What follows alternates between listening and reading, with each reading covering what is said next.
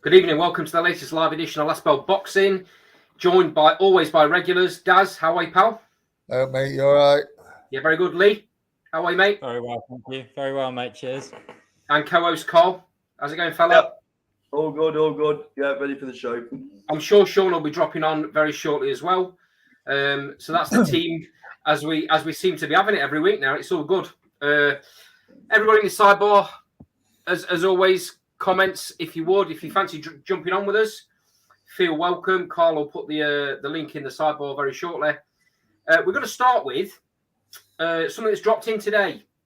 Frank Warren's just won the purse bids for Echo Escherman against Harry Scarf for Echo's British welterweight title.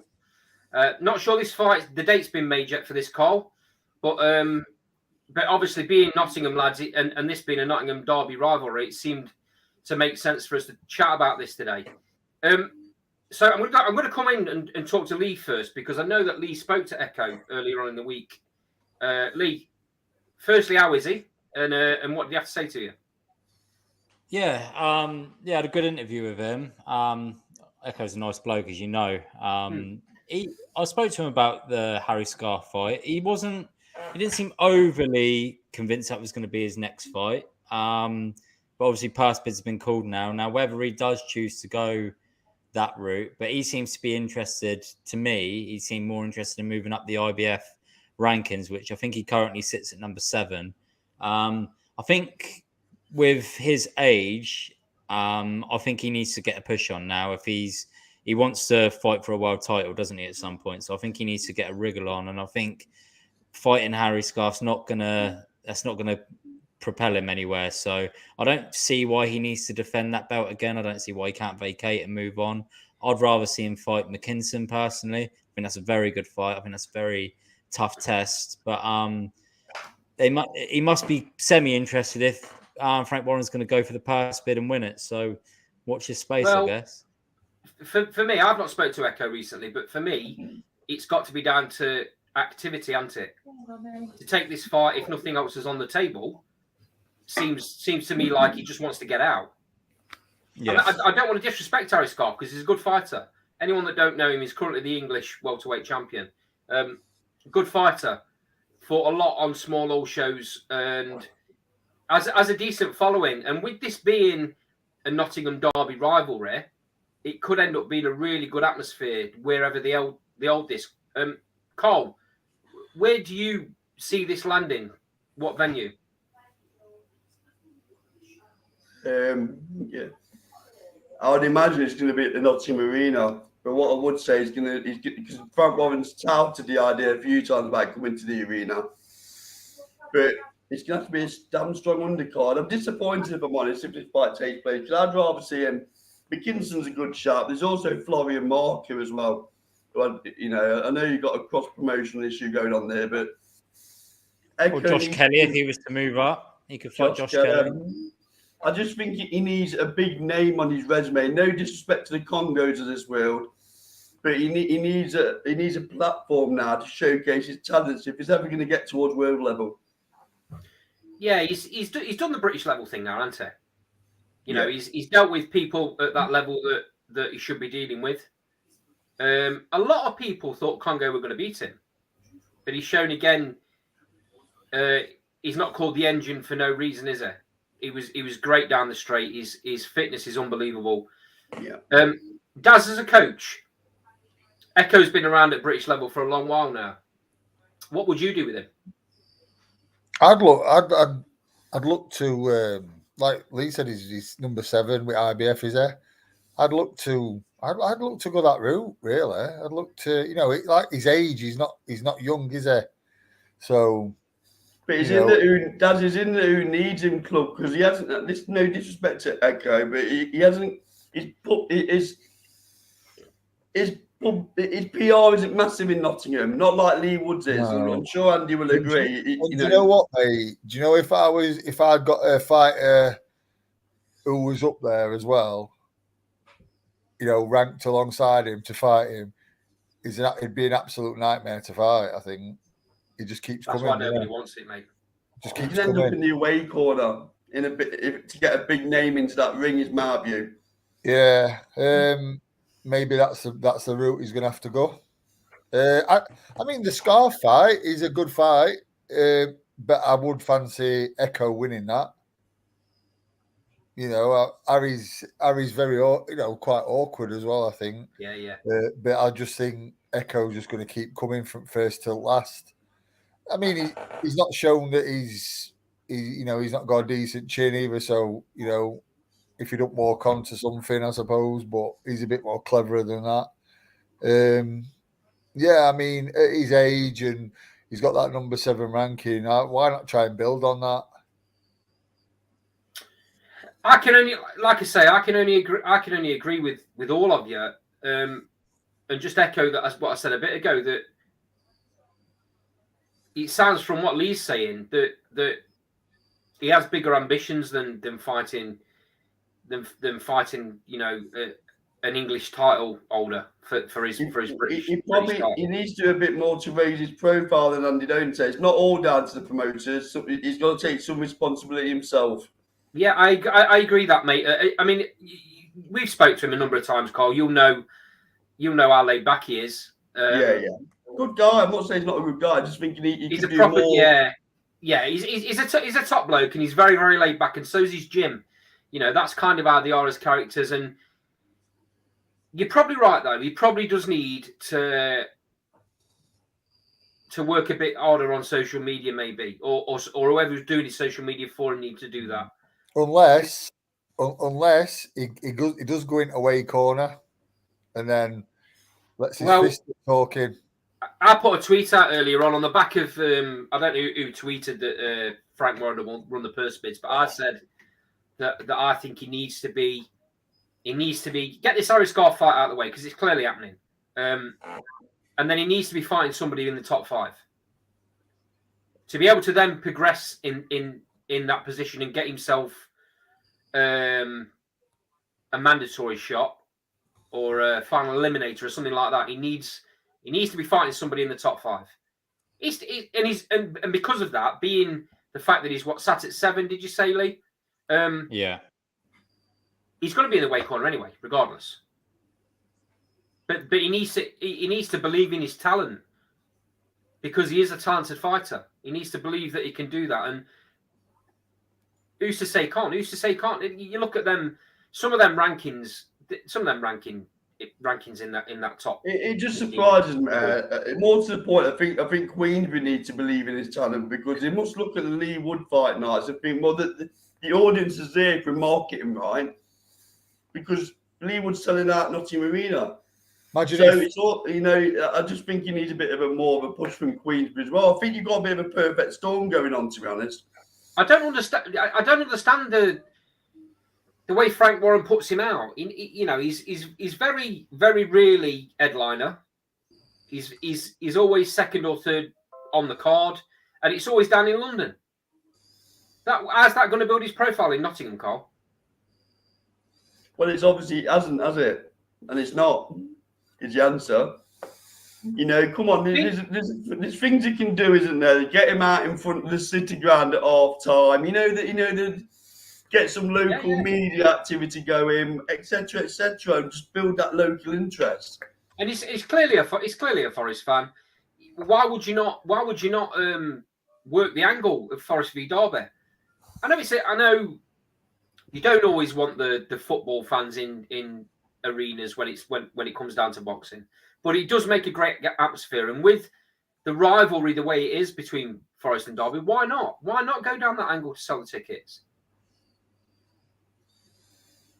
It's a no-brainer. Sorry, lads, I'm just laughing at this. I know it's totally off subject, but I'm just laughing at this comment inside.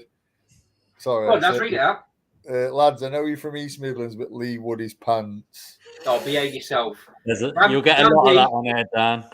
Dan B, jump on screen, mate. If you're going to make comments like that, let's see your face, pal. Mate, Dan, you don't want to do it to yourself, mate. I would say, Dan. I would say to that, Dan, please click the link. Come on, and please. The link is coming. Just explain to me and these guys why Lee Wood is pants. I'd just like to know, please. There you go. Let's have another Leewood hater like Lee. I'm not a Leewood hater. I'm here for balance. Come on, Dan, we don't bite, mate. Dan, I'm sure you have got the what. Mate, We'll play nicely, Dan. Come on. yeah, I think it's fair to say everyone, has got their own opinion. Yeah, and yeah. Your opinion will be respected. I am genuinely intrigued as a trainer why you think his pants. And You know what? I'm not a Leewood hater. All right then, I mate. think he was saying it to wind you up. Are you from Derby by any chance, Dan? You know what, Daz? I just don't get it. Leewood's proven himself at world level.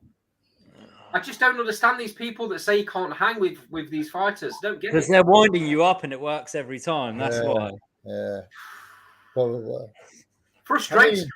It frustrates me, Lee. It really does. They know. If only you had a fighter local to you, Lee, you could get wound up. Moving on. Oh, here we go. Look, Ilford, London, lived in Derby. There you go. There we go. Go on then, Dan. Who wins? Dan, this one's for you. Echo or Scarf? Who wins? Oh, you know where this is going, Daz, don't you?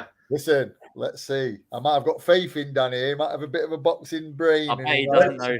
I mean, not for me to say, but when did Derby last beat Nottingham at anything? Oh, here we go. Fishing rods. Dan, you cast the good in here, mate. Oh, excellent points. Yeah. Good on you, Dan. All the suspense. Exactly the same as what I think as well. That. I was just about to say, seeing as though we've put it on Dan a little bit here, and he's giving his opinion. Let's all give ours. I'll start with you first, Carl. On Echo. Yeah. Oh, he don't go past 5. Oh, Jack, Liam Taylor. Oh. Yeah, don't go past 5. Liam Taylor. Not sure about that one. Oh no, that's Frank Warren on the phone now, look. Sorry, lads. So, sorry, Carl. What was your prediction? So he don't go 5 for me. He don't go 5. Echo wins inside 5. Echo I think you're doing a little bit of a disservice to Harry Scarf, being honest. Mismatch. I'll just say it again. Mismatch. I'm not sure about that. Anyway, Mismatch. Lee?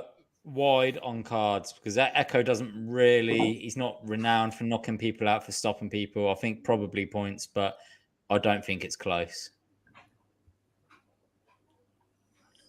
Yeah, I'm of a similar opinion to you, Lee. If I'm being honest, Echo's not known as a banger. He's a pressure fighter that gets better as the fight goes on.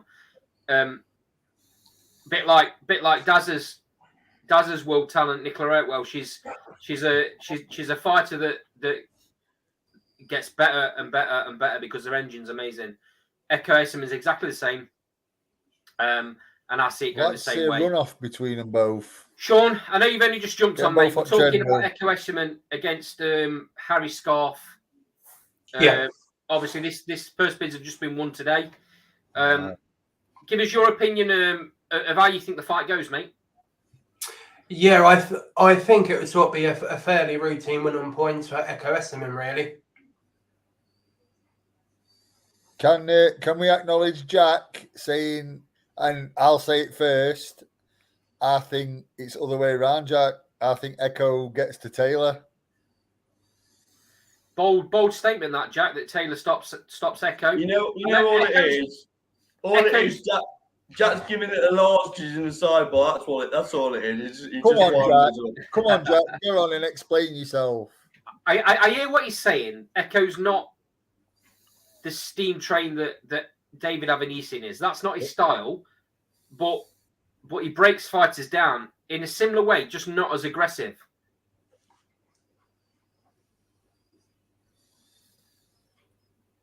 Echo beats most fighters on pure engine, don't it? Yeah. Come on, Jack, jump on, mate. Don't be scared. Work rate. Good evening, Lee. Lee's saying I agree. Echo on points. So let's hope guys, let's hoping that Frank Warren puts something together here and gets a bit of a narrative going about Forest Derby and we go down that route and we have it at the arena. He should be at the arena, but he should be in Nottingham. Put it like that. I don't think it will be though. But where else put it, mate? Yeah, I think if it happens, he'll put it in London on an undercard. Put it on a like second or third on the build to a bigger fight. He'll put it on a Joyce undercard or something. Yeah. That's never going to get Echo the following he needs in Nottingham, though, is it? He needs a Nottingham fight night. That's what he'll do, though. That's what he'll do. He'll put on a Joyce undercard or Anthony Yard undercard. Dan's making me laugh. Andy, read that last comment out from Dan. Dan's on it tonight.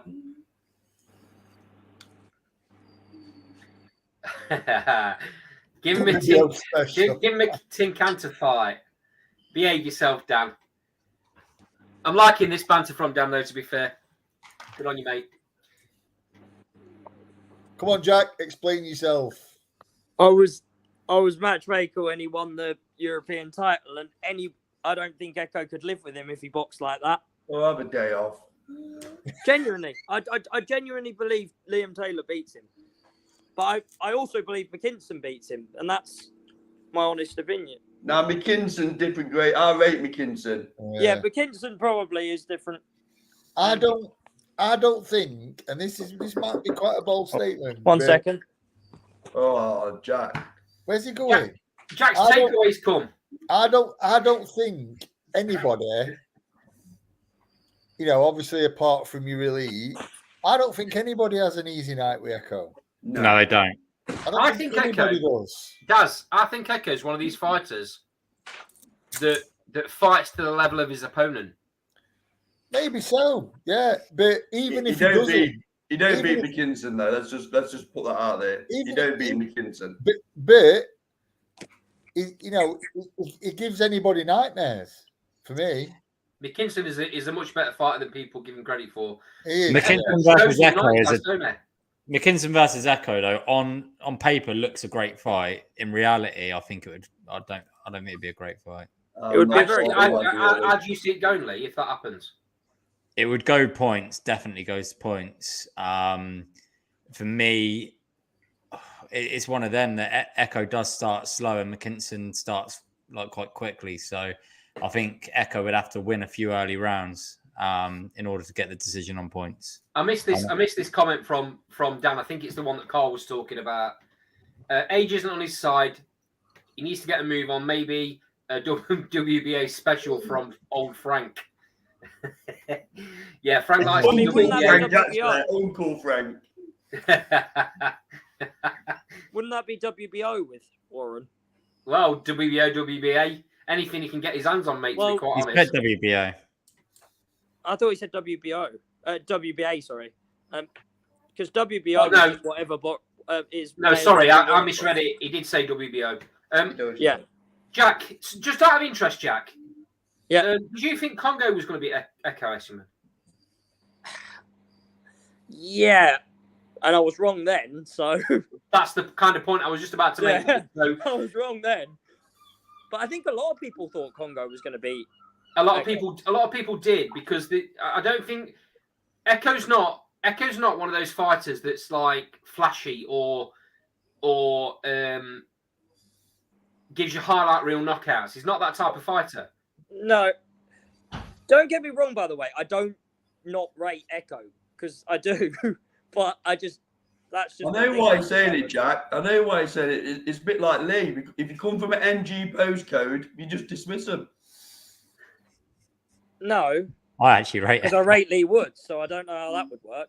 Well, I'm not. I think you've been slightly condescending in past shows. Even Andrew's not. I was one of the few people who had him to beat Conlon, so... You can't backtrack now, Jack. Yeah. I was one of the few people who had him to beat Let's Conlon. not rewrite history. Anyway. So Lee, just out of interest, mate, I don't know if you've got box rec up. Who would you put... Obviously, this Harry Scar fight's happening regardless.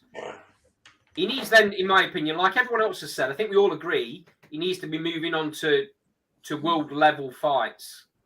And that's no disrespect to Harry Scarf, but he needs to be fighting world level fights.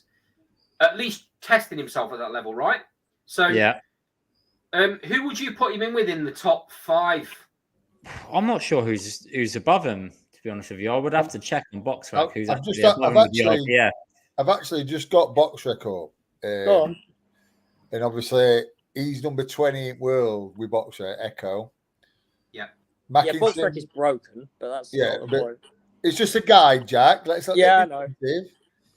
Mackinson 17. Avanesian's in at 11. Connor Ben's in at 7. And then obviously there's a kid, Cody Crowley. And then from 5 down. I'm a big Conor Benn fan, right? Yeah, well, How 5. can Conor Benn be above Mickinson, who's gone in against Virgil Ortiz, yeah. Well, how can he be above? I How don't can he be know. above Avanesian, who's gone in and done a really good job against Crawford? yeah. Well, number 5 is Jaron Ennis. Number 4, Ortiz Jr. No. Number 3, Ugas. 2 and 1 is Errol Spence and Crawford. Yeah. Where's Marku? The top. Where's Florian I Marku? can kind of understand Ortiz. Florian Marku is he No, because his last one was classed as super welter. So right? So Right, yeah, Albania, wasn't it? Yeah. I mean, Harry Scarf's in at 45. Yeah, well, No. that's not bad going for an English title holder, is it? Well, I mean, to be fair, looking at this, Esserman 20, the guys above him. I mean, Rashidi Ellis, I've seen him a couple of times. Judy Ellis ain't bad. He needs what he needs his promoter to angle him into a position for a mandatory spot, and that means he's got to fight somebody in the IBF rankings. And the IBF have always been a governing body that have a lot of European fighters in there, right, Jack? Traditionally, yes. Europeans and Australians, bizarrely. So there's a better chance in the IBF rankings of him getting into that top 5 position. I would say, yeah. So I would be trying to angle at getting somebody within that top 5. I ain't got the rankings in front of me, so I don't know. It's in a killer of a weight class, though, isn't it? It's in an absolute killer of a weight class. Oh, Yeah. I was about to say that, mate. It's and they're all young. They're all young fighters. Those I think he should move up personally. You know, the likes of Boots Ennis and Ortiz. They're going to be around for a long, long time because they're young lads. I rate Ortiz massively, by the way. If you don't try, if you don't put himself in there, how's he going to know how good he could be? Everyone's saying, "Oh, he can't beat them fighters." Until he goes in deep waters, how do you know? He can't beat Jaron Ennis. I don't think so either, Daz. I'm going to be honest, and I don't think he beats Ortiz. I don't think he beats Crawford, and obviously, and I don't think But unless he tries, Daz, you just don't know. No, definitely, you got to roll the dice. Without a doubt. You got to dare to be great, haven't you? I've said this a number of times on this show. You got to dare to be great. It's okay fighting fighters, within the British rankings. I'm sure that doesn't even motivate him. He's going to really struggle, in my opinion. But the promoter's got to put his hand in his pocket then, because they ain't going to be breaking the neck to jump in Recco Esserman, because who needs him club at a world level? I've got rankings up for IBF. And you obviously got Spence as champ. Then you've got Jaron Ennis. Jaron Ennis is is the interim champ or something. Yeah. Yeah. So number 1's vacant. Yeah. Number 2 is Villa. Ortiz. Thurman. Golub. Thurman. Thurman's a good shout, because Thurman would be the make sense fight. As Carl's just said, to get Thurman, Frank Warren's got to dig deep in his pockets, and it's kind of like Danny Jacobs coming over to the Ali Pali. That's what it would be like. Yeah. And you're talking about Thurman, who's been inactive, but is towards the latter part of his career, but is still a big name and still a big draw in that division. So that would be the make sense fight, because The anyone else in IBF the top five, he's number one not being really going to be making a huge gate on. Whereas Furman against Echo, he could use that as a headline rather than an undercard fight. The thing is, Thurman can bang as well. Mm. Thurman can punch. So Is old Adrian Broner knocking about? Is he even good enough or isn't he? exactly. Yeah. And until he tries, Cole, you don't know, do you? Yeah. So, exactly. couple of comments in the sidebar. Dan's put welterweight is stacked. He has no chance. Phil Westerman, good evening, Phil. He's put top 5 is too big a jump. Okay, I kind of see where he's coming from there. And he's also put top 10's a better test. But he's sat at number 7. The problem is that's not number 7 with all the rankings. This is the problem with having 4 different belts, isn't it, lads? You look at those 4 belt rankings, the top 10 are all completely different. Yeah. But why would he, when he's number 7 with IBF, fight number 10? You know? No, that's my point. Yeah, You've got to push yourself, haven't you? I think that's right. Thurman's, in my opinion, I think from what you just said there, Thurman's the best test for him. I mean, that Villa, who I've just looked at, he's, I think, 26-1 with 24 KOs. Not really seen much of him, but obviously he's a bit of a banger. But like I said, like Furman can bang, but you've got to test yourself. He wants to move on. In fact, Furman's got the profile, does, to fill out the arena. Yeah. I mean, if he fought Keith Furman and beat him, fully deserves a world title shot. Here's the thing with Thurman for me, Daz. He's inactive. He's old. Look at what Pacquiao did. But damn expensive. Expensive, yeah. But this is where his promoter's got to back him, isn't it? It's okay putting him 2nd and 3rd on a bill in London. You need to back him and put him on headliner in Nottingham. I mean, to be fair, when you look at Furman's record, I mean, he's lost 1 fight. Furman's quality, mate. He's lost 1 fight. He's been in with the Uzu, hasn't it? He's lost to an all-time great. Yeah. Of course. But maybe you're getting him at the right time now, though, right? Yeah, because to be fair, mate, people would probably say what I've just said. And these guys, Dan said Furman KO. People would probably say, "Well, I'd make Furman the favourite. Make no mistake." Yeah. People would probably say same as what I'm saying, and say, Furman, he's lost to Manny Pacquiao. That's it. Can you imagine though, Daz? Can you imagine? So you're Frank Warren and you're negotiating with Keith Furman to fight Echo Esman. No disrespect, but it's going to cost a hell of a lot of money, especially to get him over to Nottingham.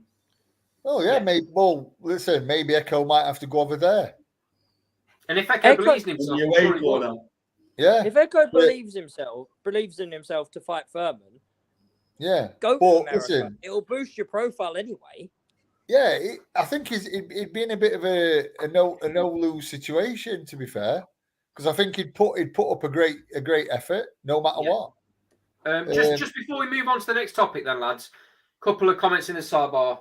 Echo, this is from Joe. Echo doesn't hit hard enough to trouble any of the top guys. I'd go down the European route with him. That's from Joe. Dan's put Thurman being inactive, which he is. Phil's put, I agree, you got to dare to be great, but one step at a time. The problem is, Phil, he's not getting any younger. So he needs to push, and he needs to push sooner. And also, who are those steps? Yeah, that's the problem. You've got a lot of fighters that are around Echo's level, and then you've got world level, right? But then you've got world level, and then you've got elite. So the top 4 or 5 in that division are elite, and everybody else below that are at world level. And it's a bit of a scramble between all that lot. I mean, we've all said how much of a killer David Avanesian is, and look at what Crawford did. But Avanesian dared to be great. That's the point I'm making. Yeah. He got offered that fight and he didn't think twice about taking it. He took it straight into Crawford's backyard, by the way. And he was giving let's not beat about the bush here. He was giving Crawford a lot of trouble in them early rounds. He made Crawford very uncomfortable. Now, that might have been Crawford just waiting and setting traps and watching what Avanesian was doing, his patterns and all that before he got that big shot in. But that's what makes Crawford elite, right? Yeah, I think Crawford's always been like that, though, hasn't he? Like, Avanesian's just on art skirts, isn't he? Yeah, that's what I'm saying. Yeah. So there's elite and then there's world level. Yeah. So there's a lot of fighters, in my opinion, that are probably at world level now. Is Echo in amongst that? Well, we won't know until he fights somebody at that level. Oh, No. who would you say are in the elite, Andy? I'm curious now because Elite? I know Who's elite, in my opinion? Ennis. Spence, Ennis, Spence, Crawford, Ortiz, and Jr. probably Ortiz. Yeah, that would probably be the ones I would say as well, to be fair. Andy, get down some more of these comments because there's a few more. You got Niall, evening Niall. Okay. Dan's put, I don't feel Eckler has the power to keep him off. I'm not sure who him is, or Thurman. Thurman KO for me. Niall, how are you, mate? Are you guys saying Echo versus Thurman? Why not? If he wants to prove he's good enough at the higher level, why not chuck him in? I mean, it makes sense. He's ranked number 7 with IBF, and then Thurman's ranked number 4. Did I say? Yeah, 4. So yeah, that makes and more one's sense. always vacant, by the way. Yeah, but one that makes more sense to me than fighting obviously number 10. Guys, here's one from Phil. A fight against Ben would benefit both fighters. How? No Phil? way. I'm interested. No, seriously, though. Phil, I'm interested in why you think that a fight with Ben benefits Echo Essiman. How wouldn't it? Probably for his Profile-wise, it would. Profile-wise, It it massively benefit him. What's Ben proven at any level above it? What does that mean? Like 5. It's the exposure. It's the exposure. Yeah, profile. That's what it is. But the exposure from fighting Ben would be massive. So it would benefit. It But that's would. my And last also comment. the WBC That's my last comment on Conor Ben as a boxer. Yeah, let's move on. Yeah, we've talked about Ben enough. Just one on that. Niall's put Ben is a drug cheat. We've spoke about the Ben situation. It still isn't clear, but we'll move on anyway. Okay, Carl, do you want to? I think we've done this to death. Let's move on to the next topic. Okay.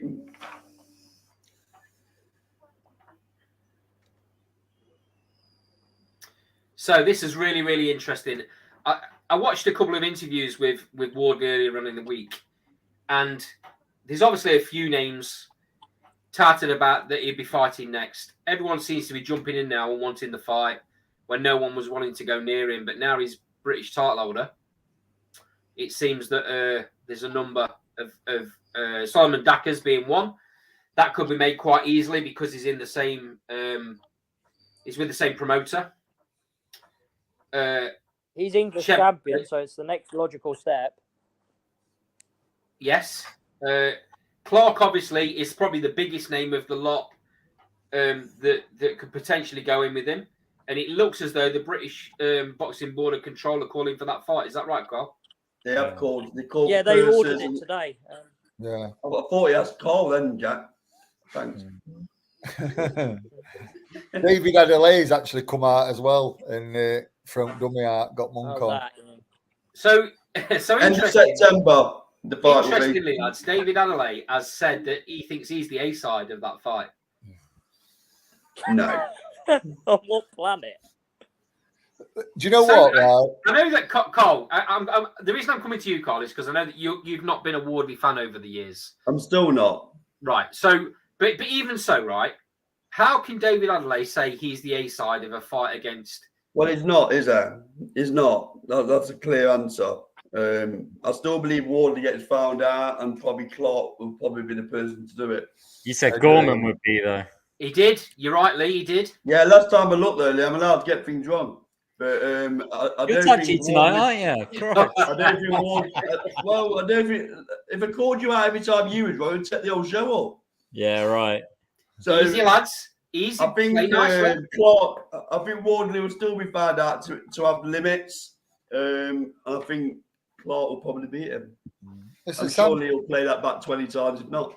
Sam Jones actually came out with a decent suggestion on Twitter to David Adelaide. He says, Wardley v Clark, Adelaide v Solomon Decrez, winner fights the winner, loser fights the loser. Makes Simple. sense, don't it?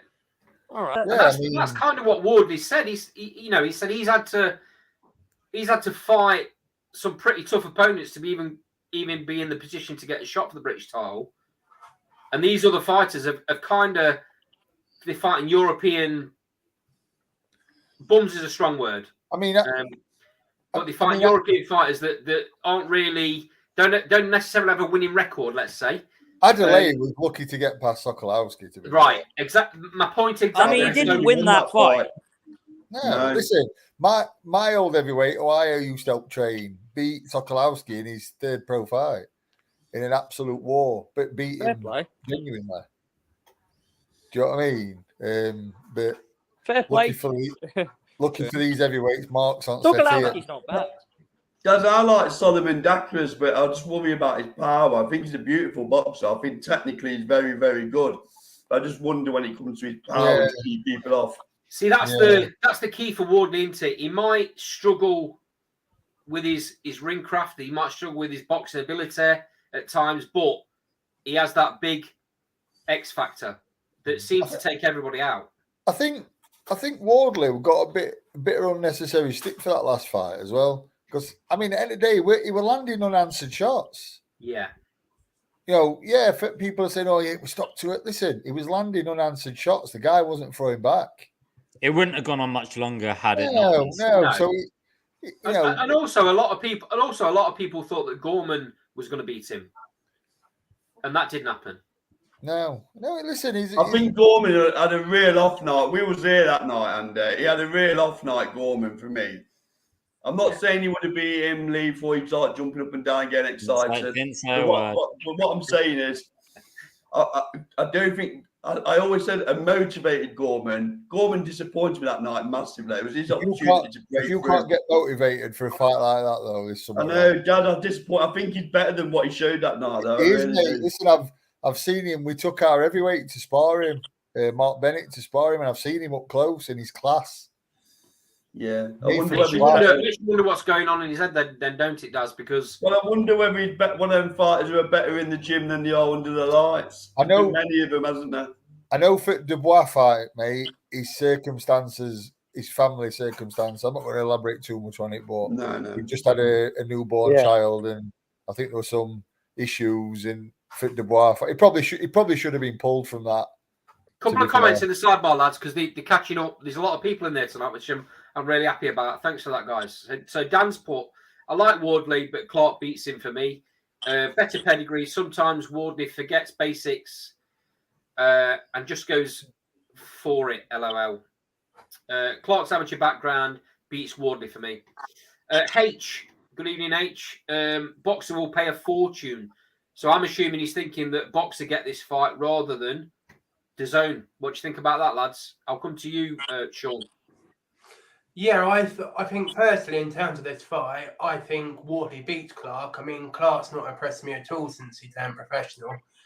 I think he's been very lackluster in his fights to date, and I think he's just waiting to get beat, really. And in terms of the platform, I think since Wardley's won the British title, I think Eddie Hearn maybe sort of didn't really take notice of him before that, but now I think he's going to be one of their top push fighters, and I think they want to take him to Portman Road, don't they, to Ipswich at some point. So I think they can market this as quite a big fight for DAZN on a Saturday or fight night. Right, Carl, what do you think of that? Yeah, I think Clark beats him in terms of platform. I just think Wardley's sloppy, and I think you got an undermotivated Wardley. So you jump to someone who's. I think Clark's amateur pedigree will serve him well. Interesting though, because they both come up two different routes, which is very interesting. In terms of platform,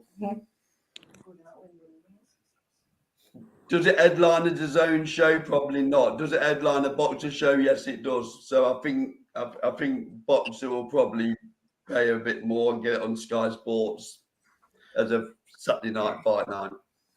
So Joe in the sidebar, I can see Big Frey stopping Wardley. Too big for him. Joe's also put A-side is generally the one with the biggest backing.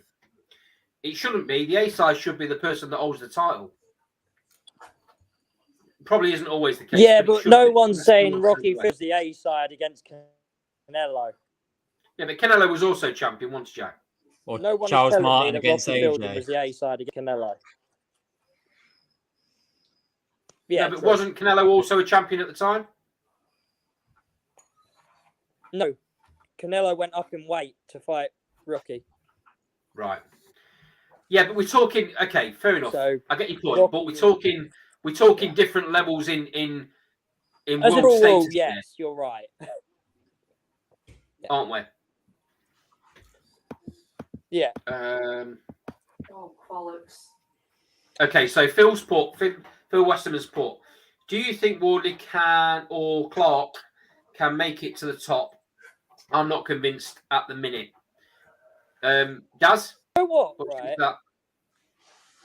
What do I think they can make it to the top? Yeah. I've not seen anything that suggests yes at the minute. Clark's obviously got a very good amateur background. Has he left it too late? I don't know. We have to wait and see, don't we? I mean, I thought. Listen, I think most people commented on Joe Joyce leaving it too late. Most people said after Joe Joyce's first few fights, well, he's just a knockout waiting to happen. And look what he's doing.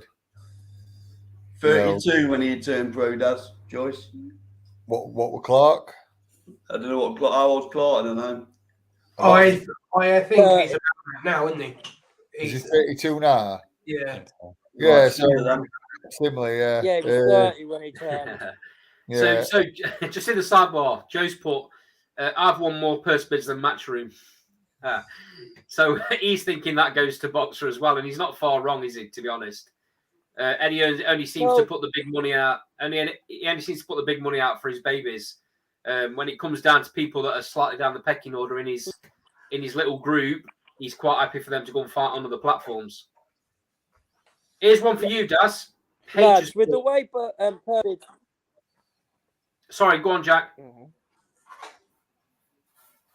With the way purse bids work, do we want to have a whip round and I'll put a purse bid in and see if we can win it, and then we can just send it to one of them. Yeah.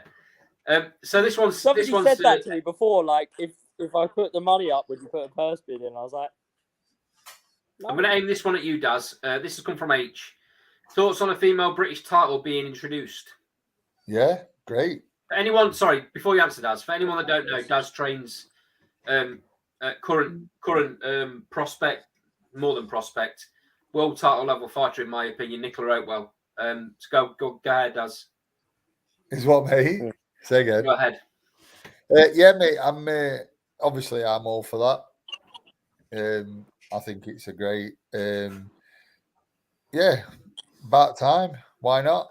Is there a reason why that's not been introduced before?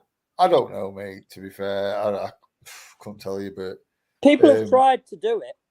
The board were reluctant to do it for whatever reason. Yeah, I mean, look, it's no I think it was secret. strength in depth, really. Yeah, I mean, it's no secret that one of Eddie Hearn's fighters put a tweet out yesterday. Is that Mary Rose by any chance? Yeah, mentioning Nicola. They actually boxed as amateurs. Maisie's actually said when she's fought Radomska, she'd be happy to fight Nicola. Nick, it was said from a platform. I don't know I can't remember what it was, but International Boxing News. It was. Guys. Yeah, they actually. You see, I don't usually comment on things, but they actually said that Maisie responding to call arts from Nicola Oatwell. I said, and so I had to send me piece. So Nicola doesn't call fighters art. No. That's not. That's BS. That's not how she acts. I said, she's never called Maisie out. She's never called anyone out. She, when asked if she'd fight her, like any fighter, she said, yeah, of course I would. As I'm sure Maisie 100% would say, yeah, of course I'd fight her. Do you know what I mean? And they've had a bit of a, couple of messages. And today, listen, respectful. Maisie seems a really nice lady. So, that could be something that happens down the line. But we lost him. Who, me? No, I'm still getting you. All right, again, man. That could be something down the line. But the trouble is, Maisie's a flyweight. Nick's a super flyweight. Nick's looking to box 10 rounds next. Yeah. Maisie's on 4 rounds. So, it'll happen at some point, as I'm sure it'll happen with Chloe Watson. It'll happen with Shannon Ryan, Emma Dolan. It'll happen. But, Nick's not the one to start shouting people's names, saying, "Oh, I'll do this, I'll do that." She don't do that. She's not like that. No, I'll back that. She's never been like that. She don't need to, does? No, she just. I think listen. Fly is one of the. Go on, Jack. I think Superfly is one of the weights that actually do a British title quite easily. Like. Yeah, there's definitely. Because it would be easy. I agree, Jack. There's definitely a more of a stacked division at Superfly, isn't there? Yeah, it's a stacked division. I rubbed my hands at a couple of divisions. Your audio's giving up on you again, Jack. Fun. There's one manager. Well, wow, Jack, jump off, sort your audio out, mate, and come back and tell us what you think. While you're doing that, just pick a couple of comments in the sidebar. So Joe's put, I'm not against it, but do we have enough fighters in the divisions to really warrant it? I think Jack was touching on that point there. In certain divisions, we definitely do. Superfly, there's lots of British fighters. As Daz has just reeled off a number of fighters that could happen in the next few years, without a doubt. The problem you've got is fighters are fighting on small all shows with the only target currently being the Commonwealth title, and that's only just been introduced, right? Yeah. So really, we need a step before that. We need a British title. I don't understand why it's not there. In some divisions, the higher divisions for female fighters, yes, I understand that, because you've not got as many female fighters in the higher divisions, but in the lower divisions, and Superfly being one of them, that there's plenty that could be fighting for those weights, for those belts easily. So yeah, I'm in agreement that I think that the British title should be brought in, even if they did bring it in not for every division to start with. That's my opinion. Jack, try again, mate. Right. What I was going to say was, I was actually going to make the point that he's just made. Certain divisions, it makes sense for me. I can tell you the ones. Welter, which they have brought it in for. Superfly would be one. I quite like super lightweight as one as well. Super lightweight or lightweight, because I think there's enough there. Beyond that, probably not sure where else. Maybe super feather, because there's a fair few at super feather. But beyond that, I'm not sure. Okay, I think we've done that. We'll move on now. Joyce against Zhang this weekend. I know, Lee, you've got to jump off soon, so let's get your opinion on Joyce Zhang. I like that fight. I'm going Saturday night. Really looking forward to it. I think it's a great fight. Both tough, aren't they? I mean, Zhang's only lost once, and to be honest, I don't think he did lose that fight against Hrgovic. I think he beat Hrgovic.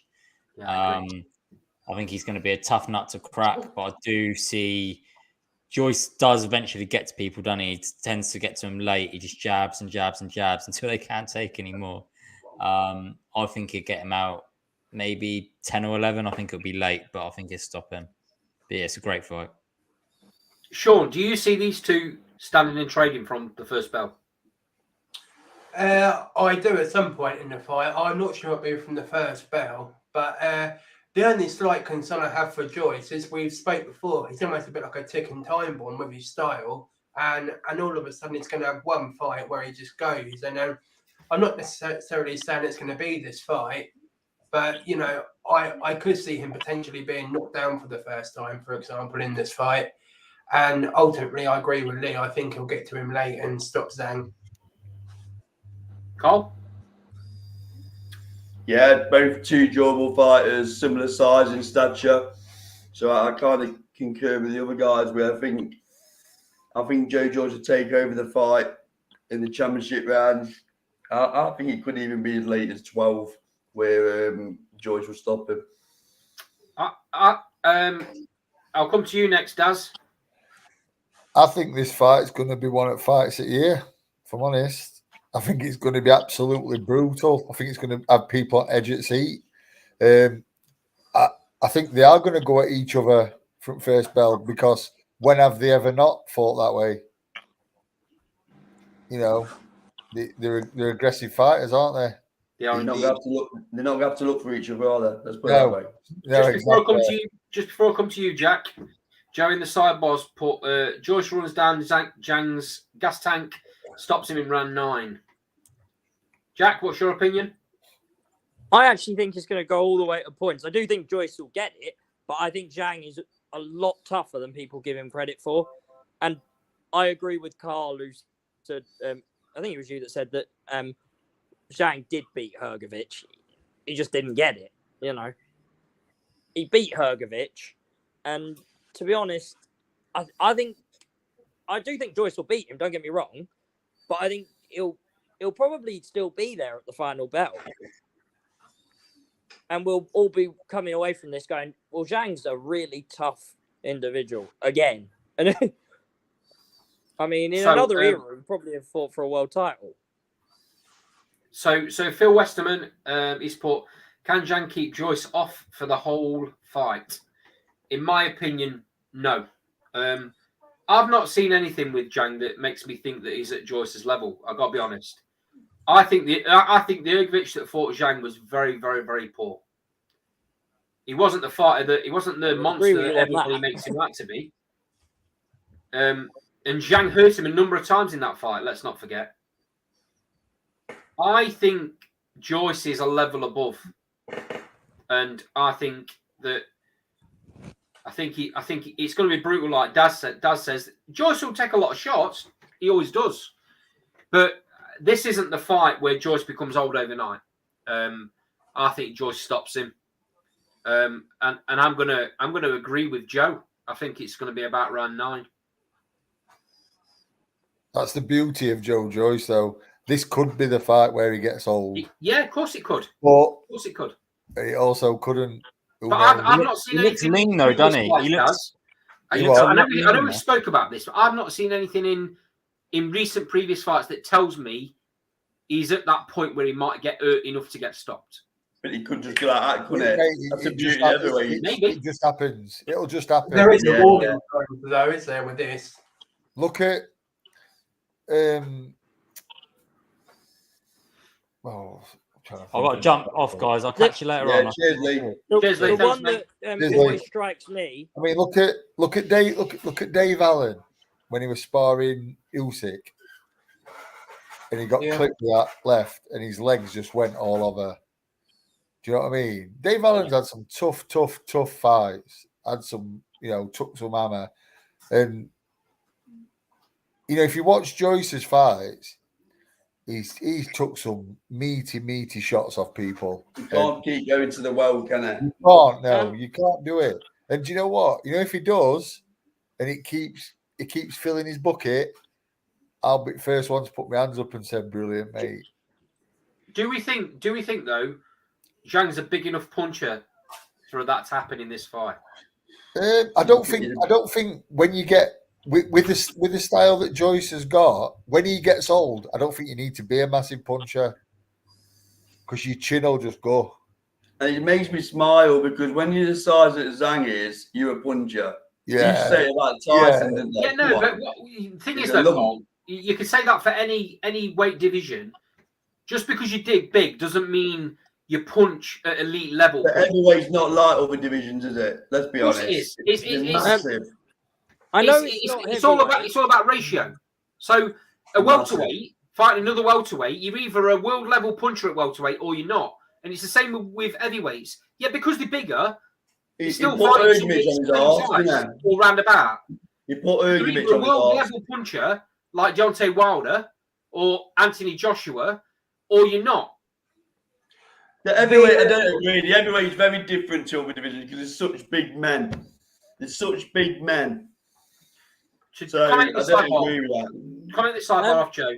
I've watched Ergovic fight again, and they were both out on the feet in the last few rounds. Ergovic is no Joe Joyce. Speaking of Joe Joyce owning his chin and whatnot, I sort of compare it to Chris Eubank Jr. against Liam Smith. I mean, Chris Eubank was known for a chin, and he was never in any trouble really, or looked like getting hurt. So I think, and then we see what happened with Liam Smith. Yeah. So I think at some point that will happen to Joe Joyce because of how he fights and all the hard shots he's taken over his career. You know, with the chin thing, and you just find out it goes. I don't know if any of you have seen the interview with Mickey Ward when he talks about the last Gatti fight. He walked back to his corner and literally went out for the round, took one punch and realised that his chin had gone. And that was in the middle of a fight. So, if that can happen in the middle of a fight, that could happen at any point for Joyce. Mickey Ward's a perfect example of as well. Mickey Ward's a perfect example of a fighter that had absolute wars his whole career. Yeah, exactly. And Gatti did as well, didn't he? Yeah, Gatti exactly the same. Yeah, Gatti did as well, to be fair, but that's still my favourite trilogy of fights ever, by the way. So, comment from Phil in the sidebar. Come on, guys. We all know it's heavyweight boxing. Heavyweight boxing and one punch can finish anything. But Joe Joyce is relentless, and I think that he will be the key. I think that will be the key. Yeah, we're not. I'm personally not saying. I'm personally. This is to Phil. I'm personally not saying that Joyce isn't relentless. What I'm saying is, he keeps fighting that way. He keeps taking shots. He could very well get old at any point. Any point. Yeah. You know, I think we're all just saying he can't fight like that forever. No. Yeah, that's right. Completely agree. And eventually, Jack. Saying he can't fight like that forever. Eventually, Jack, he's going to get found out. Certainly at his age. But do you know what? Do you know what I'd like to happen? Do you know what I'd like to happen? I'd like him to realise, like Mickey Ward, and think, you know what? That's me done. Yeah. Because, you know, he seems like a really clever bloke. He seems like a really nice guy. And, you know, I hope he leaves with plenty of money, you know, possibly a world title. I hope he gets a world title and goes, thanks. Yeah, I mean, thanks for the memories. I'm off. It's avoided, though, isn't it? Let's have it right. Just reply to Phil again. Agree, but don't think Saturday is that time. Right. My point is, Phil, we don't know, do we? It could be. Will come at any time. I don't think it will be. We're not saying it's definitely going to be. No. We're just saying. With the way Joe Joyce fights, there's that thing that it could always get old. You know what I mean? Like that. Joe Joyce has got it in his head that he's got a chin that nobody can stop. Yeah, that's what's in his head. So he neglects his defense because of that. I don't think he's ever had a great defense anyway, mate, to be fair. Yeah. I mean, yeah, he didn't. He's not needed it today, has he? I mean, he come out, there was a comment, and I had to laugh. He copied Mike Tyson's famous quote saying, Tyson said, everyone has a plan until they get punched in the face. Joe Joyce said, everyone has a plan until they punch me in the face and nothing happens. It's like... I mean... Yeah, but that almost to me worries me because it's like, well, I don't think I can get anyone can go over if they take enough shots. Yeah. Yeah, I mean, yeah, he's been in a position where he's not fought anyone that's put enough pressure on him. He's always been the one putting the pressure on. Parker tried. Parker tried, yeah, exactly. Not And even been what good happened enough, there? has Probably it? the only one And who what has happened tried, there? to be fair. That's what made me. That was the turning Beckham point for me, tried. Paul. Wasn't good enough. That was the turning point for me, the Parker fight. That's when what made me sit up and realise Joe Joyce is absolutely world level. I've been saying to Anton previously on this channel, I'll hold my hands up and say I've been asking for Joe Joyce to fight a world level opponent. He fought that in Parker and destroyed him. I'd like to see him in with AJ, if I'm honest. You know what? I don't think that AJ or Matchroom Boxing or his management team will put him anywhere near Joe Joyce, mate. No, they won't. But I mean, to be fair, from a matchmaking perspective, why the hell would you? Because that's a hugely risky fight. Well, there's a rumor, isn't there, Jack, that AJ used to school Joyce in sparring, so AJ's got this newfound confidence. Yeah, but I've said this to Daz before. I don't like all these sparring stories that come out. If you're in a gym for sparring, it shouldn't leave the gym. No. And I don't know how true any of that is. It is a rumor, yeah, but I don't know how true any of it is. I've certainly not asked anyone. It'd be interesting. Daz, I'd like to ask your opinion on this because you'll get certain fighters. They take so much confidence from a sparring session that might have happened 4 or 5 years previous to the fight that they're actually having. Some fighters seem to put everything in sparring, like Chris Eubank Jr. is a prime example. Yeah. He believed in every sparring session. If he was beating someone, I watched a sparring session with him and Carl Froch, and he got the better of Froch in a lot of that sparring. But Froch used sparring to get fit. Yeah, he used sparring to get sharp tools. Yeah, he didn't use it to beat up a sparring partner and think I'm going to stick that on social media a year later and say I can batter him in a fight because of that. Yeah. And then Carl Froch goes from a sparring session where he was probably getting beat in the session to dominating world title fights, 12 fights. Well, George Groves sparred Froch a few times and got the better of him. How did that end under the lights? Well, so George, in your opinion, Daz, as a trainer, you've seen many sparring sessions. Yeah. How important are they in reality? They're important for the right reasons. They're important to sharpen your tools, to get fit.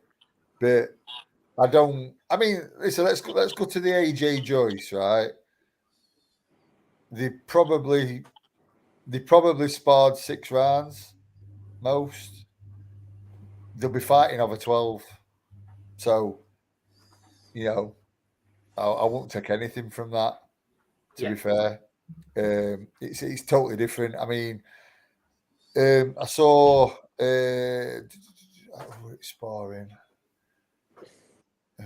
It's gone. It was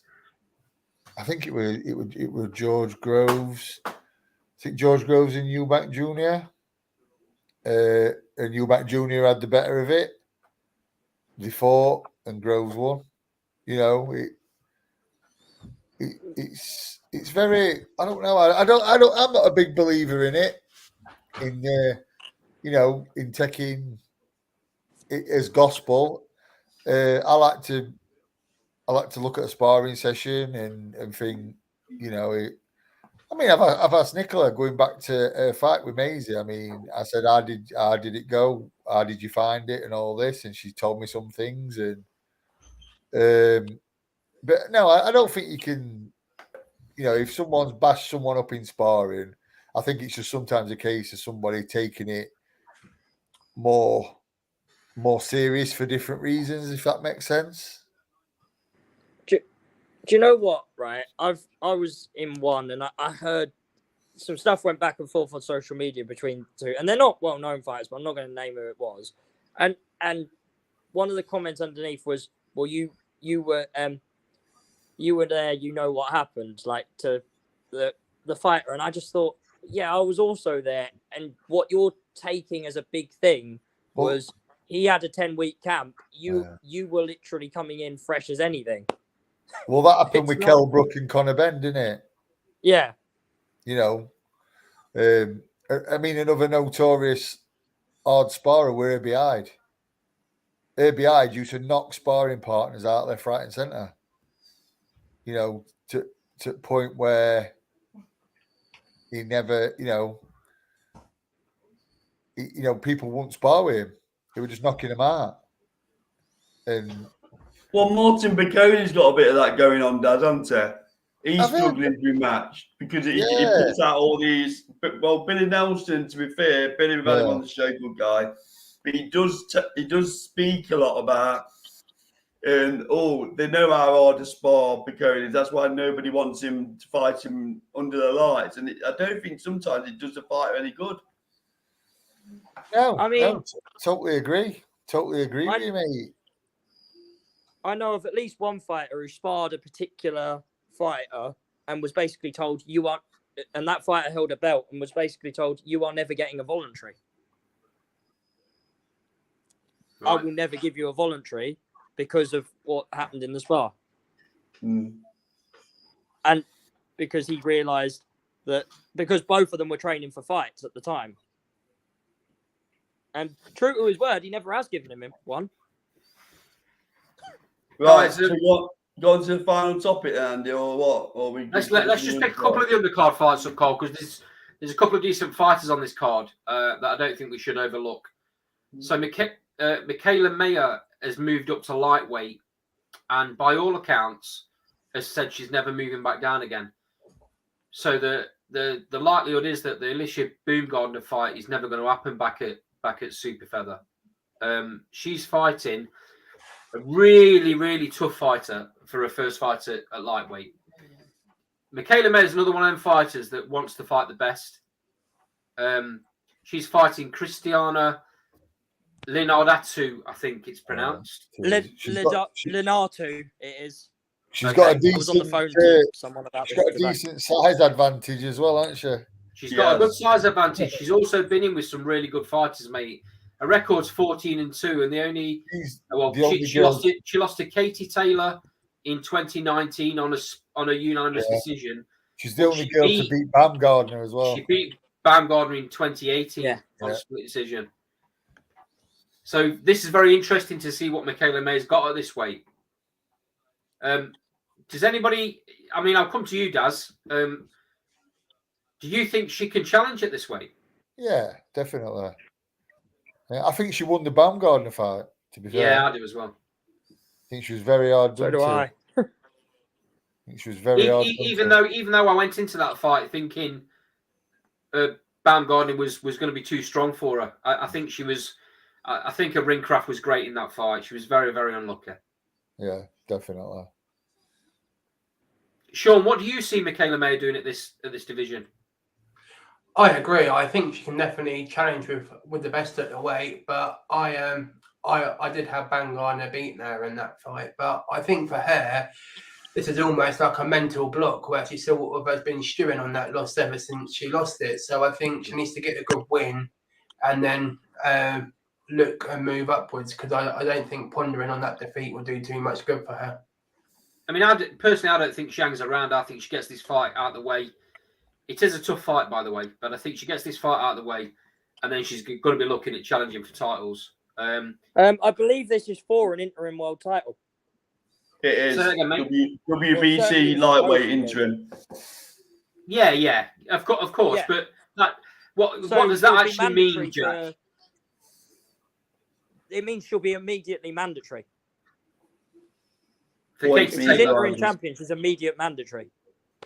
Does Katie Taylor come back down to this weight? Not for me. I haven't got a clue, but she'll get upgraded to full champion if she doesn't. So she's either I've going to be got a world feeling. champion or mandatory. I've got a feeling this If she fight wins that Katie Taylor's having in Ireland might be her last fight, regardless. No, I can see her fighting Serrano.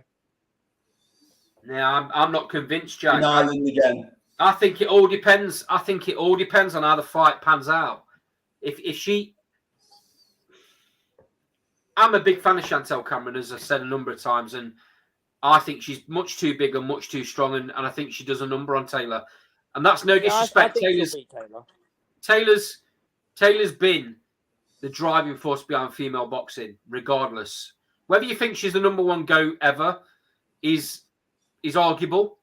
But what she's done and the way she's driven female fighting forward and the purses that female fighters can ask for is second to none. I just think that she's going one step too far too late in her career. I know she's been at that weight previously, but doing it now at this stage in her career against somebody as skillful as Cameron, I think is a mistake. I think Cameron edges a close fight. Yeah, it depends on how the fight goes, Jack. Because she obviously, even if she does lose, she still keeps a lightweight belts. So she could easily go back down. It depends on the manner of the fight, in my opinion.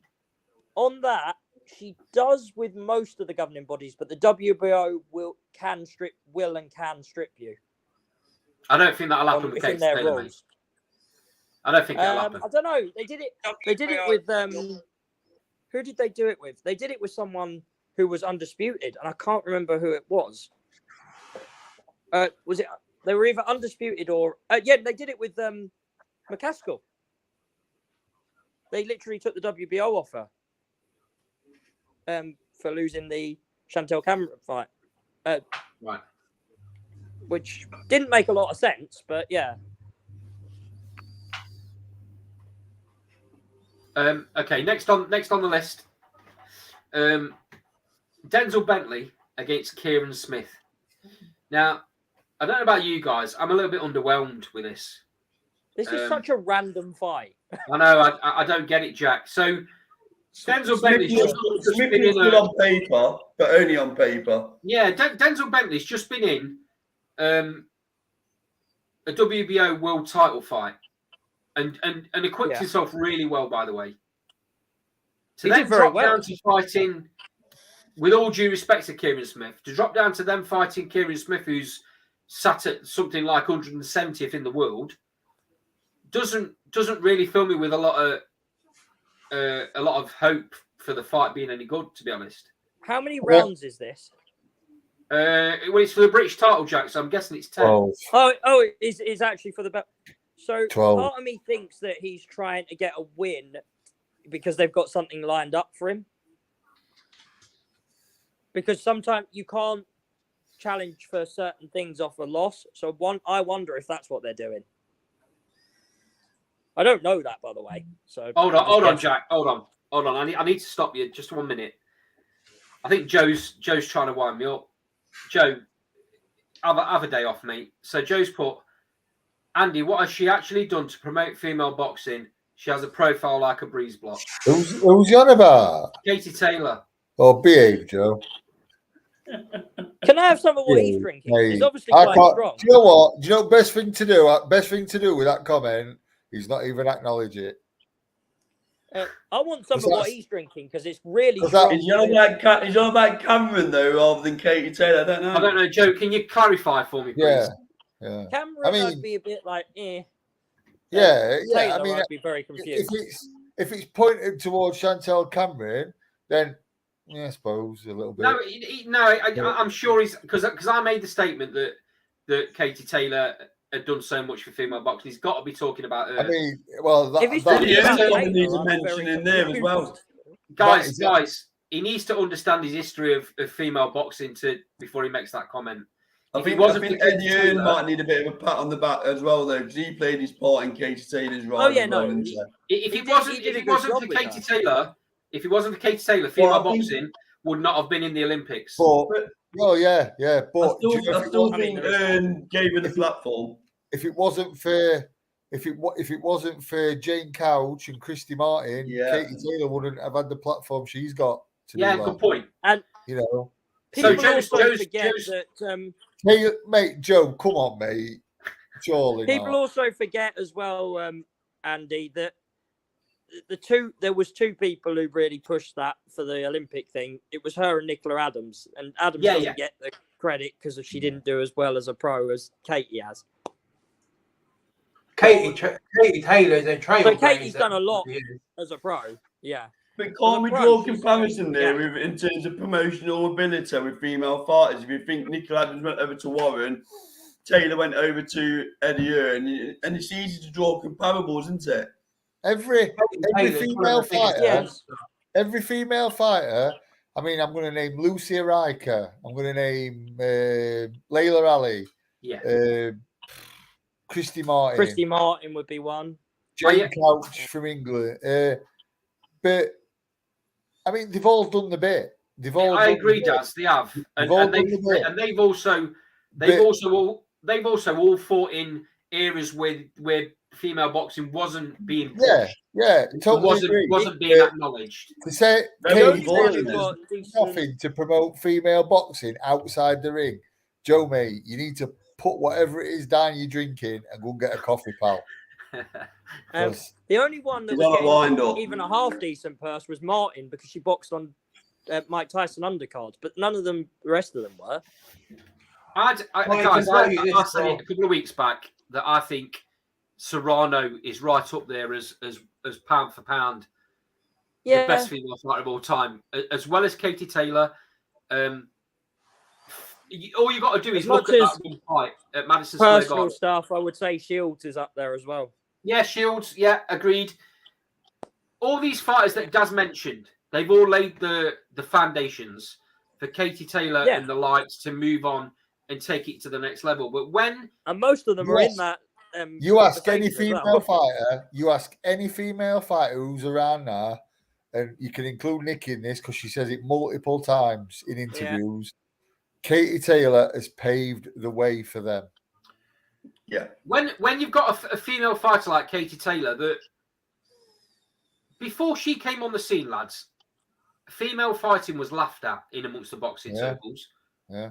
And these guys that laughed at her are now ashamed to admit it. A lot of them still won't admit female fighting's right for boxing because they're too stubborn. But a lot of people that were laughing at female fighting have now completely changed. The trouble was, Andy. The trouble was, mate, is in the beginning, you were female fighters. They were either very, very, very good, or they weren't. Yeah. Completely agree, mate. You had a lot of mismatches, but I think you've still got that issue where there's some that are very, very, very good, some that aren't. But you've also got them that are improving and moving up. The strength in depth's getting a lot better. Yeah. The only thing I'll say there, Dad, we're very quick to go in on female... Eddie Earn. What I'm going to say, what a job Eddie Earn did with Katie Taylor in them early days in building that profile. Because that could have easily backfired. Yeah, of course it could, and he backed it completely, and you've got to give him credit. And there's no, it's not by mistake that these massive American female fighters are coming over here to earn money. Yeah. I mean, Joe just said Jane Couch. I've already said Jane Couch paved the way originally, took the board to the High Court. They're standing. I mean, what's that got? What's taking board to court got to do? I listened to an interview with her the other day. The point I'm making with Katie Taylor with her the other day, and some of the mad stuff she had to go through. Yeah, people weren't acknowledging Jack. People weren't acknowledging then, but they are now. Sorry, lads. Can Joe? Can you just tell me why Jane Couch took board to court? Because I'm not really up on that. If any of you guys know, I'd like to know. I don't know. Yeah. I know the answer, but she took tell me then. to court because she basically because she'd already been granted a license to fight in America, and they were saying that she wasn't a licensed or medical fighter, and that she had there was medical reasons women couldn't fight. So she'd already fought in America by that point. Yeah. I know. Just quickly, I know I've seen little bits with Jane Couch that there's in the organisation BIBA, the British and Irish Boxing Authority. There's actually Jane Couch challenge belts. Yeah, there's a belt. Yeah, or something. And I've actually, I've seen some of the girls that box for them titles, and that don't help women's boxing at all. I'll just say that. No, it doesn't. doesn't. Probably No. doesn't do Jane Couch's name. Mate, favors. that was actually going to be my next thing. It actually is to me. I mean, listen, if Jane Couch wants to put her name to that, Jane Couch can do whatever she wants in my eyes. I feel like that might be something to do with her, but not resentment, but her feelings towards the board. But that does Jane Couch and her ability and memory a very big disservice for me. Yeah. Seeing some of the people, Yeah, I get that. I get that absolutely. Just picking up this comment from Joe. Female boxing was illegal until Jane Couch won a high court ruling to fight in the UK. And all I'll say to that, guys, no one's Joe. No one's dismissing what Jane Couch achieved in boxing. All I'm saying is that Katie Taylor took it to a completely different level, to a point where she's the headliner of fights, and there's very, very good male fights on the undercard to her headlining fights, and obviously, the Garden being the pinnacle. Could anyone tell me of any other fighter other than Taylor v Serrano that would sell out Madison Square Garden and create that hype the way that they did? Jane Couch can consider herself very unfortunate she's not around in this era where she would have been compensated. Yeah, but that just comes down to when obviously something as daft as when you were born. I mean, look at Layla Ali. Layla Ali did the same thing. Yeah. I mean, I think Layla Ali was a middleweight. Layla Ali would have fancied a chance as V Shields. Yeah, exactly, mate. Exactly. But the fact of the matter is that that's eras, isn't it? You can say that about anything. You can say that in mailbox as well. The point about Taylor is it's not just what she's done in the pros; it's what she did in the amateurs. Yeah. Because if it had not been for her going over and doing an exhibition, I don't know whether it was an Olympics or a Worlds. It was her fight that made the Olympic authorities, put boxing into the Olympic Games. Yeah, and that's massive. And that is massive. It's ridiculous. It's ridiculous. It's unthinkable when you look at it. It's unthinkable now that wouldn't be the case. That female boxing wouldn't be there. Yeah. But it took her. The story behind that as to what happened. She disguised herself as a boy, and it was only when she won. She obviously showed she was a female, and that's how it all sort of snowballed from there. It's amazing if you've seen a documentary that she's done. I saw an interview recently as well, Sean, with Jamie Conlon. Jamie Conlon was around the Olympic scene when Taylor was, and he was saying that none of the male fighters could touch her. She was that good. Yeah. So what she achieved as an amateur, outstanding.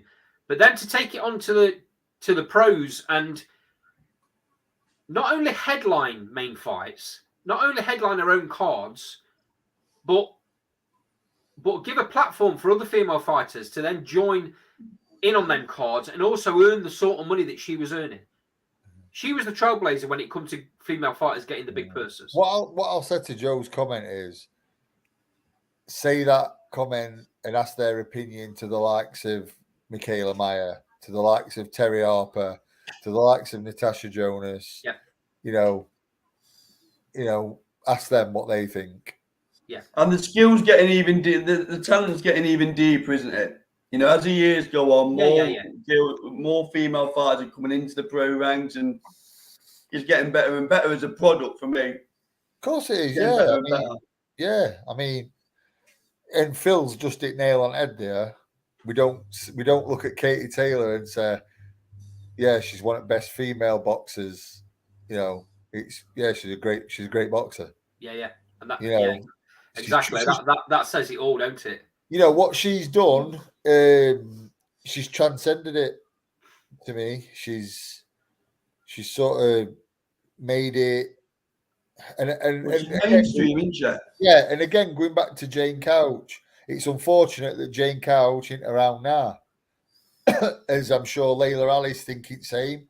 Layla Ali probably look at Clarissa Shields and think, I'd have eaten her. Lucy Riker, another fantastic fighter. She'd probably looked at such as Taylor and that, and fancied her chances. But what Katie Taylor's done is absolutely amazing. Okay, guys, and this is what I love about this show. We've gone completely off topic, but it's probably been the best conversation of the night, to be quite honest. Just back to the Joyce card for one last thing before we move on to the last topic. Moses Itomu. I know you mentioned him last week, I think, Daz. Yeah, mate, yeah. This is obviously his third pro fight. He's fighting somebody that is 19, 21 and 1. His opponent's 9 and 12, I think.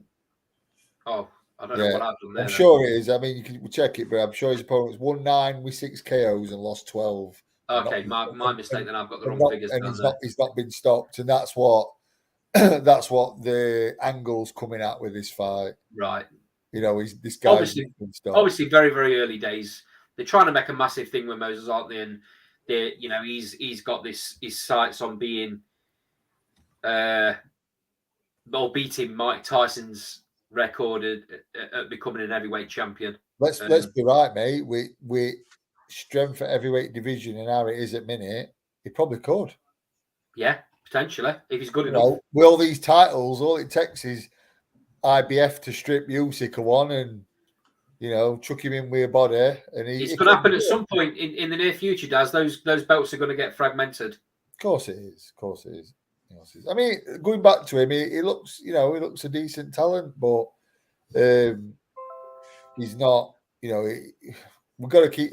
It's like the Jared Anderson, isn't it? Jury's out until he faces a bit of a test. Very early comments, isn't it? Very early days. Sorry, I should say to make any comment on whether he's going to get to any sort of level. Yeah. Until he gets it on the chin himself. And you see the reaction, you just never know. No, that's the thing. I mean, Cole, Sean, anything to add on that before we move on? No. Go on then, Cole. Last topic for the evening. So, there's rumours that there's going to be a heavyweight tournament in Saudi Arabia, potentially starting the end of the year, which will involve Anthony Joshua, Tyson Fury, Alexander Usyk, and Deontay Wilder. Might be pie in the sky. You might think that's never going to happen with all those egos, but they're quite serious apparently, and it's got that serious that Anthony Joshua has now decided he's not going to fight until December. Crazy decision. I think it's a crazy decision. So we'll start with that, Daz. Seeing as you've made that comment, we'll start with that. Why do you think Anthony Joshua's made this decision? I've no idea. If he's made that decision, it's madness. He needs to be in the ring as much as he can. He can't be leaving it till December. That's crazy. After that last performance? Maybe it's a bit of a... maybe it's been in his ear that he needs, he probably thinks he needs a bit more time to gel with new trainer, maybe. But I don't know. I don't really understand it, to be honest. Jack, can you shed any light on this? What, as in why he's staying out the ring till December? Yeah. I heard a rumour, but I don't know how true it is, and it's not the one you're thinking of, that he had a broken nose. But that wouldn't keep you out till December, so I don't really understand what the situation is, but... I think he'll fight before December. I think he should do. I don't know if he will. Well, he's been touted around a lot of media, speaking to a lot of people within the know that that's the case. Could it be as simple as his new trainers took a look at him in that fight and realised there's a lot more to do than he first thought there was? No. Yeah, possibly. I don't think so, Dad. I think if that's a scenario, you get him back in the ring, don't you? Yeah. I would. Not if he thinks he's got to work on him, though, Carl. No, personally, But how long? What are you talking then? What are we in now? 6 months. 6 Yeah. months of working without a fight. That's Yeah. not. Personally, all that had changed for me, if I were in that position as his trainer, and there were some things that I weren't overly great about in that last fight, all that means is, rather than, to me, getting back over there, getting back in a camp, getting back in the ring with someone a little bit more testing than Franklin, not a Joyce, not a Wilder, just someone who's going to push in that a little bit more than Franklin did, and then go from there. But keeping him out ring and just having him, if he has him just over there working on things. Listen, you need to put them things into practice, and that could help AJ's confidence as well. I'll tell you who would be the perfect opponent for him, for my opinion, would be Murat Gassiev. Oh, He's a no. cruiserweight. He's a cruiser. He's gone up to heavy. Yeah, but AJ's going to get no credibility for knocking him out. No. Well, and that's the problem. Has stopped Half of us, since he's gone up Jack, to half of us were laughing at the fight with Franklin, saying it wasn't a good enough fight. Yeah, but Gassiev's a former world champion. All right, it was a cruiser, but he's gone up to heavy and knocked everyone out since he's gone. What I mean with Bacola? Yeah, I mean, I'll do that. Yeah, someone like that's a good shout because it's very testing. That's a great shout. Why not AJ v Bacola? The argument apparently being touted about is the reason they're waiting until December is because it's going to be a massive fight. Well, what does that mean? Does it mean Wilder? Does it mean Fury? Could be tell you what, if he waits until December to fight and he gets in there with Wilder, he's going to get iced. Well, Wilder might not fight till December either, though, and that means he'll have been out the ring even longer than AJ. Yeah, but and he's also Wilder's not got a crisis of confidence. No, AJ has. Older. Just picking the comment up in the sidebar, Joe's reacting to the tournament possibility in Saudi Arabia. He's put, can't see this happening. It'll cost an astronomical amount, and the months. Sorry, hold on. Do you know how much they make in Saudi Arabia? Them sheiks. And the money to put this on, I know we're talking probably 300 or 400 million for this to potentially happen. If it's the four fighters, they're going to want 100 million each. That's nothing to them. No, I was just about to say that. The rumor I'd heard was 100 million each, and then an extra 20 million to the winner. Right, that makes sense. That makes sense to me. Who's this tournament with then? It's AJ, potentially the names that are being touted are AJ, Fury, Usyk, and Wilder.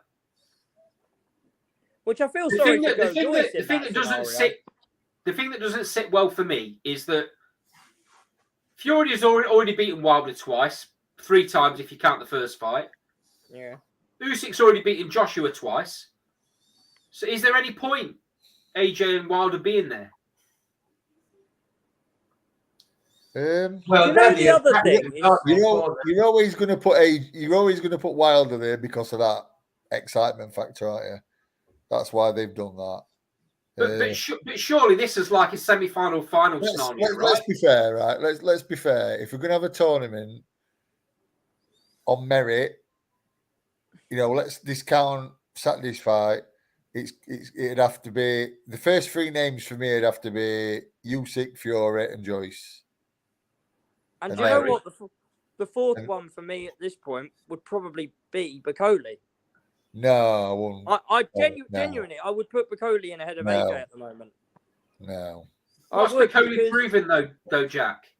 Yeah, but AJ's coming off 1 win over Franklin and then back-to-back losses. I get that, Jack. I get that. But who's Bacola beaten? But let's look at it like we looked at the Super 6, right? They put Durrell in, and at the time, Durrell had beat absolutely no one. He was the wild card. And I think that's why you put Bacola in, because he's the wild card. Very different tournaments, though, Jack. Very different tournaments. And Saudis are going to want the big names, and the big names equals AJ. Of course it does. And what you have to remember with the Saudis is even Usyk's undisputed in Fury's not lost. For them, AJ's still the biggest name out of the lot of them. So The only way, lads, the only way this works for me, because it's going to be a semi-final final scenario. You're going to have a champion fighting without a belt.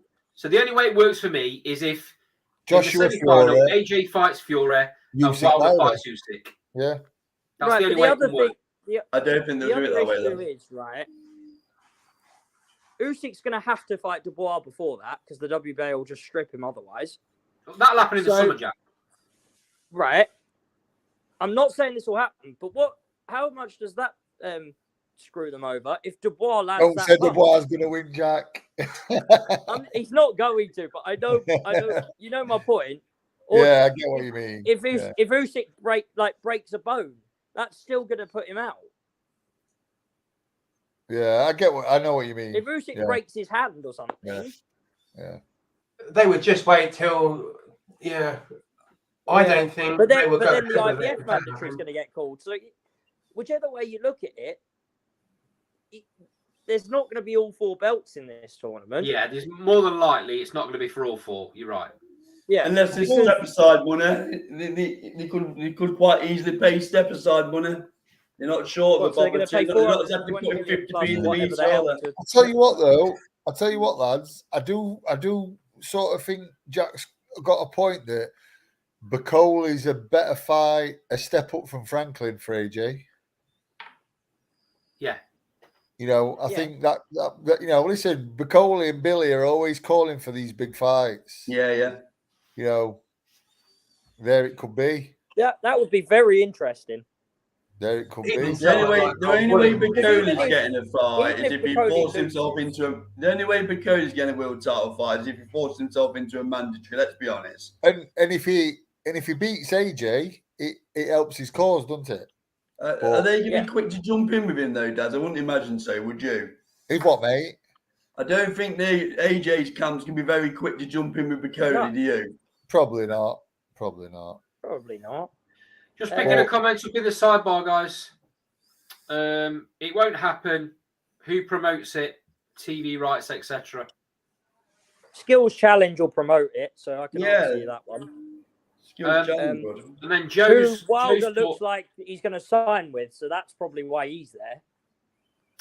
Joe's put, if the money wasn't an issue, Usyk v Fury would have happened in Saudi. I think. No, I'm right. I'm right in saying, Jack. There's other reasons. Yeah, there's other reasons why that fight couldn't happen right now in Saudi, isn't there? Yeah, I mean, They're Ramadan for one. Don't they? Diriyah season, I think it's called, and that's when they have the F1, I believe, and some other sporting events. So it's like a big festival of sports that time of the year. What's Lawrence Okolie got to do with? I don't know. Has Dan been on source? No, so I know what the Lawrence Okolie thing will be to do it. Because if Okolie chose to go to heavyweight, he'd immediately become mandatory. But nobody's mentioned Okolie. What, sorry? No one's even but mentioned somebody's obviously bringing that up because he mentioned about going to heavyweight the other day.